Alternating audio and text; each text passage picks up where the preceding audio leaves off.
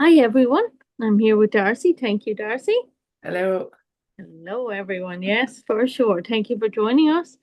And Lord, Father, we come to you. Help us as we jump in. Help us open up the scripture for us. Open up our understanding that we can comprehend the scripture and all this detail that you have in here about the temple.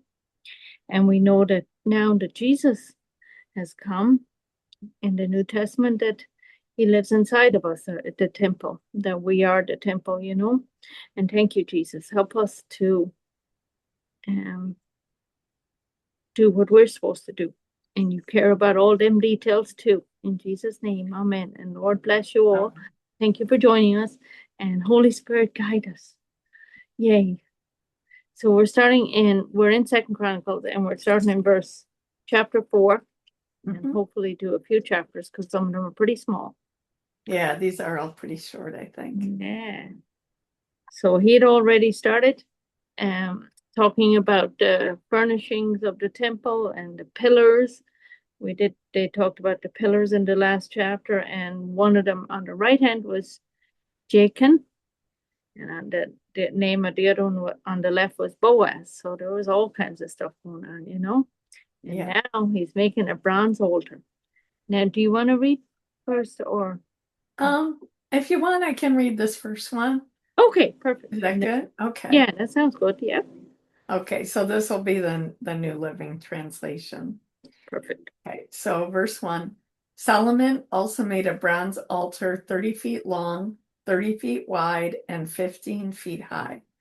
Then he cast a great round basin, 15 feet across from rim to rim, called the sea.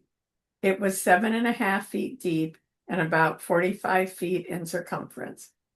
It was encircled just below its rim by 2 rows of figures that resembled oxen. There were about 6 oxen per foot all the way around, and they were cast as part of the basin. The sea was placed on a base of 12 bronze oxen, all facing outward. 3 faced north, 3 faced west, 3 faced south, and 3 faced east, and the sea rested on them.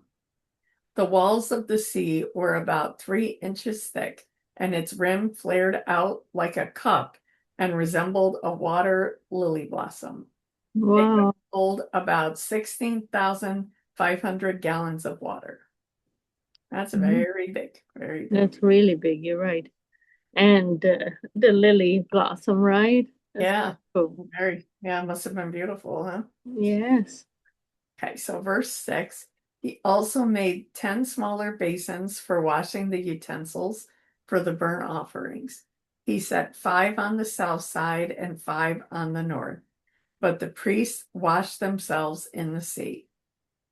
He then cast 10 gold lampstands according to the specifications that have been given, and he put them in the temple.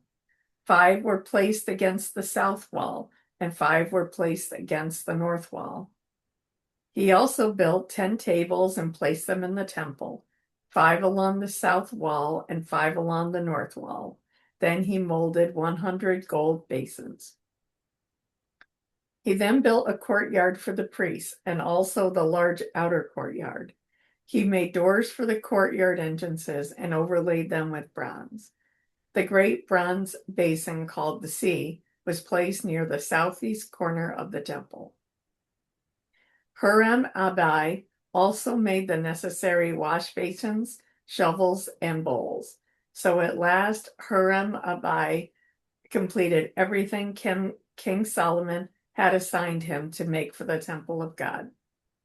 The 2 pillars, the 2 bowl-shaped capitals on top of the pillars, the 2 networks of interwoven chains that decorated the capitals, the 400 pomegranates that hung from the chains on the capitals, 2 Wow. rows of pomegranates for each of the chain networks that decorated the capitals on top of the pillars, the water carts holding the basins, the sea and the 12 oxen under it, the ash buckets, the shovels, the meat hooks, and all the related articles. Horeb made all these things of burnished bronze for the temple of the Lord, just as King Solomon had directed. The king had them cast in clay molds in the Jordan Valley between Succoth and Zarethan. Solomon used such great quantities of bronze that its weight could not be determined. Solomon also made all the furnishings for the temple of God, the gold altar, the tables for the bread of the presence, the lampstands and their lamps of solid gold to burn in front of the most holy place as prescribed. The flower decorations, lamps, and tongs, all of the purest gold. The lamp snuffers, bowls, ladles, and incense burners, all of solid gold. The doors for the entrances to the most holy place and the main room of the temple, overlaid with gold. Wow. Yeah. So much detail, right? Yeah, it's amazing, huh? Amazing. And then here comes more, right? So all Yeah. the work that Solomon had done for the house of the Lord was finished. And Solomon brought in the things which his father David had dedicated, the silver and the gold and all the furniture. And he put them in the treasuries of the house of God. Now Solomon assembled the elders of Israel and all the heads of the tribes, the chief fathers of the children of Israel in Jerusalem, that they might bring the ark of the covenant of the Lord up from the city of David, which is Zion. Therefore all the men of Israel assembled with the king at a feast which was in the 7th month. So all the elders of Israel came, and the Levites took up the ark, and they brought up the ark and the tabernacle meeting and all the holy furnishings that were in the tabernacle. The priests and the Levites brought them up. Also King Solomon and all the congregation of Israel who were assembled with him before the ark were sacrificing sheep and oxen that could not be counted or numbered for multitude. Then the priest brought in the ark of the covenant of the Lord to its place into the inner sanctuary of the temple, to the most holy place, under the wings of the cherubim. For the cherubim spread their wings over the place of the ark, and the cherubim overshadowed the ark and its pole. The poles extended so that the ends of the pole of the ark could be seen from the holy place. I think that's all you could see, I think, the end of them, in front of the inner sanctuary. But they could not be seen from outside, and they are there to this day. Nothing was in the ark except the 2 tablets which Moses put in there at Horeb, which the Lord made a covenant with the children of Israel when he had come out of Egypt. 10 Commandments, right? The tablets. Yeah. And it came to pass when the priests came out of the most holy place, for all the priests who were present had sanctified themselves without keeping to their division. And the Levites, who were the singers, all those of Asaph and Asaph. Asaph and Yep. Heman and Jeduthun. Jeduthun, with their sons and their brethren, stood at the east of the altar, clothed in white linen, having cymbals, stringed instruments, and harps, and with them 120 priests sounding with trumpets. Indeed, it came to pass when the trumpeter and singers were as one, to make one sound to be heard in praising and thanking the Lord. And when they lifted up their voice with the trumpets and cymbals and instruments of music, and praised the Lord, saying, For he is good, for his mercy endures forever.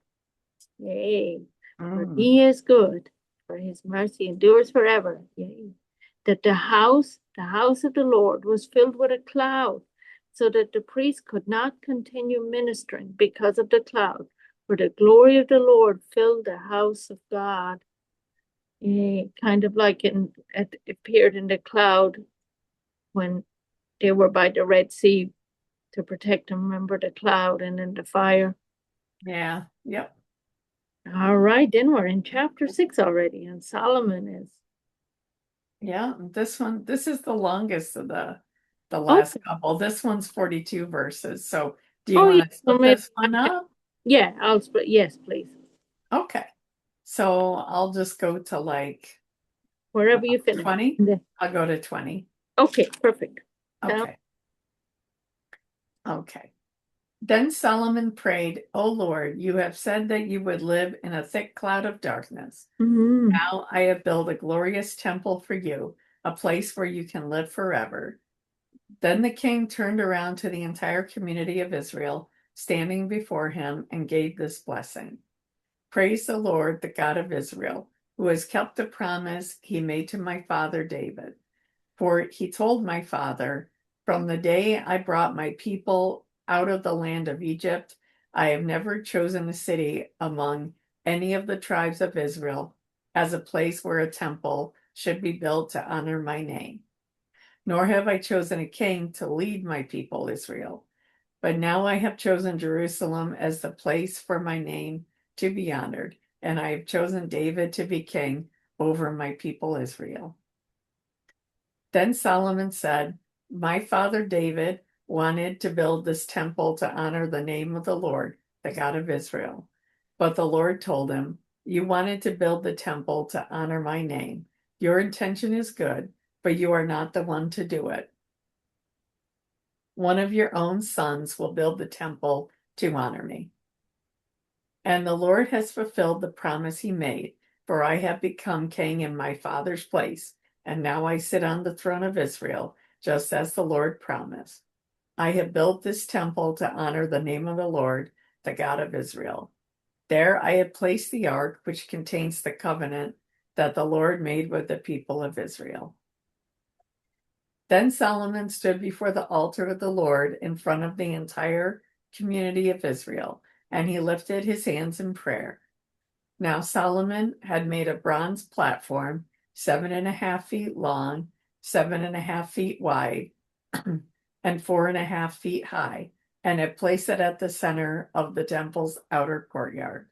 He stood on the platform, and then he knelt in front of the entire community of Israel and lifted his hands toward heaven. He prayed, O Lord God of Israel, there is no God like you in all of heaven and earth. You keep your covenant and show unfailing love to all who walk before you in wholehearted devotion. You have kept your promise to your servant David, my father. You made that promise with your own mouth and with your own hands. You have fulfilled it today.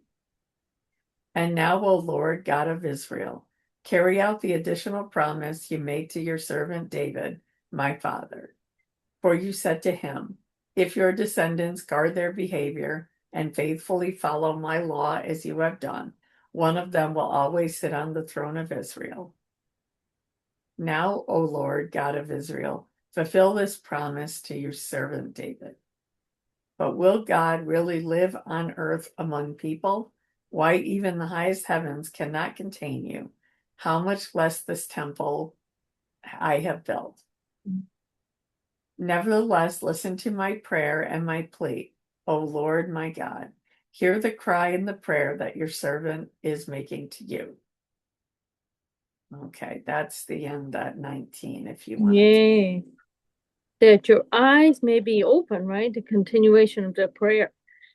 Your servant is praying before you that your eyes may be open towards this temple day and night, towards the place where you said you would put your name, that you may hear the prayer which your servant makes towards this place.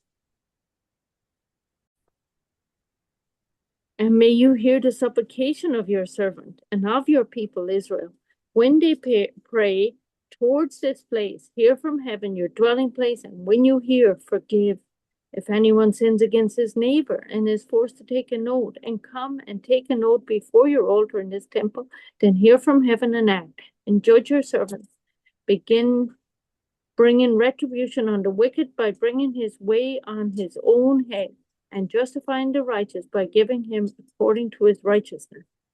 Or if your people Israel are defeated before an enemy because they have sinned against you, and return and confess your name and pray, make supplication before you in this temple, then hear from heaven and forgive the sins of your people Israel, and bring them back to the land which you gave them to them and their fathers.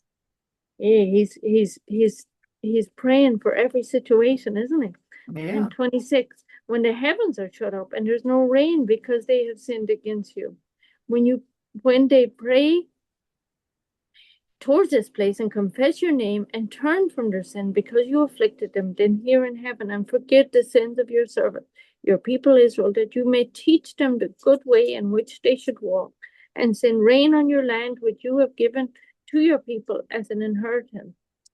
When there is a famine in the land, pestilence or blight or mildew, locusts or grasshoppers, when their enemies besiege them in the land of their cities, whatever plague or whatever sickness there is, whatever prayer, whatever supplication is made by anyone or by your people, or by all your people, Israel, when each one knows his own burden and his own grief and spreads out his hand to this temple, then hear from heaven your dwelling place and forgive and give to everyone according to all his ways, whose heart you know. For you alone knows the hearts of the sons of men. That's in parentheses. For you alone, right? God alone knows the hearts of the sons of men, that they may fear you, to walk in your ways as long as you live in the land which you give to our father. Moreover, concerning a foreigner who is not of your people Israel, but have come from a far country for the sake of your name, your great name, and your mighty hand, and your outstretched arms, when they come and pray in this temple, then hear from heaven your dwelling place, and do according to all which the foreigners call to you, that all the people of the earth may know your name and fear you, as your people Israel, that they may know that this temple which I have built is called by your name. When your people go out to battle against their enemies, wherever you send them, and when they pray to you towards the city which you have chosen, and the temple which I built for your name, then hear from heaven their prayer and their supplication, and maintain their cause when they sin against you. For there is no one who does not sin. And you become angry with them and deliver them to the enemy, for they take them captive to a land far or near. Sorry about that. I lost my words there. Verse 37. Yet when they come to themselves in the land where they were carried captive, and repent and make supplication to you in the land of their captivity, saying, we have sinned, we have done wrong, and we have committed wickedness. And when they return to you with all their heart and with all their soul in the land of their captivity, where they have been carried captive, and pray towards their land which you gave to their fathers, the cities which you have chosen, and towards the temple which I have built for your name, then hear from heaven your dwelling place their prayer and their supplication, and maintain their cause, and forgive your people who have sinned against you. Now, my God, I pray, let your eyes be open and let your ears be attentive to the prayers made in this place. Now, therefore, arise, O Lord God, to your resting place, you and the ark of your strength. Let your priests, O Lord God, be clothed with salvation, and let your saints rejoice in goodness. O Lord God, do not turn away the face of your anointed. Remember the mercies of your servant David. Wow. Thank you, Lord. What a prayer, right? Yeah, very good. He's going to finish praying. I have a sneak preview in 7, right? When he finished praying, fire came down from heaven and consumed the burnt offering, and the glory of the Lord filled the temple. So God was pleased with his prayer. Wow. So that is exciting, and I hope you're encouraged to read it too, and to look it up and see what happens and what is happening, to read it out loud and enjoy it, seek the Lord. Yay. Well, thank you, Darcy, for reading with me. Thank you. Yay. And we're learning more, aren't we? The repetition is good. So even if you've read the Bible before, it's good to read it again, I like these chapters about Solomon. They're very good. Yeah, there's always new stuff, isn't there? Yeah. Even though we read it before, So may you be encouraged too, listeners, and the Lord bless you and keep you. Lord, make his face shine upon you and be gracious to you. Lord, lift up his countenance upon you and give you peace. And Lord, bless Darcy and the rest, whatever she has to do, the rest of the day, and just bless her and thank you. And thank you all. and Brother Sean and everyone. In Jesus' name, amen. Amen. All right, everyone.